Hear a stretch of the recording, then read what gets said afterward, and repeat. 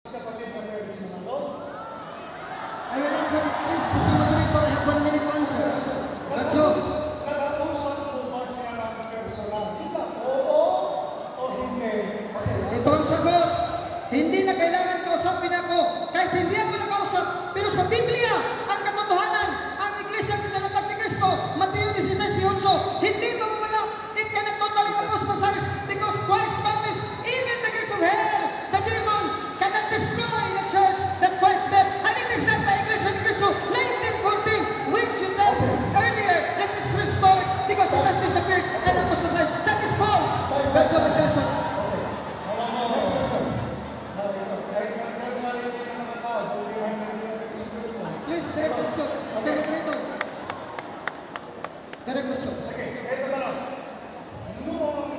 Noong mangaral si kapatid na Felix Manalo, sinabi niya sa mga kapatid sa Iglesia ni Cristo, siya sugo ng Diyos, mag-appointed. Ito ang sagot. Si Ginoong Felix Manalo, it is only his claim na sinabi sa kanya. Pero sa Biblia, Jeremiah 23:21, God says, I did not command them, nor I did speak to them, I did not send them, but they claim I sent them.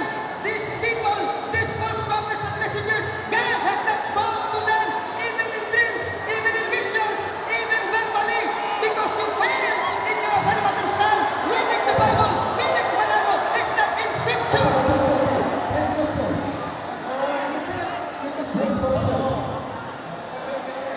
Last 2 minutes. Direct question, please. Medyo mapapagpalo. Hindi ko maintindihan yung sagot mo eh. Tagalog yun, hindi ko maintindihan. Okay. But We agree Tagalog. you are speaking in tongues. Okay. Kaya hindi ko maintindihan. Direct question, Mr. Moderator. Objection. Please make it a little bit slowly. Okay. Last 2 minutes. My question is, sabi mo kanina, 1922 lang, nanalo sa kapatid na Manalo ni Tinuro, Mrs. Sugo. Ang sabi ko kanina sa iyo, yung mga kapatid namin, 1914 pa nagmatawag, sinasabi na nila, si kapatid na Manalo nagsasabi, siya ay sugo.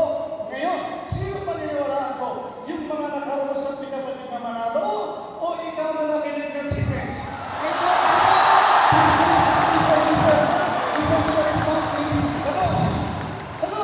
Mr. Moderator, I have 1 minute. Please, God's open television, give me 1 minute because I am waiting for your 1 minute question.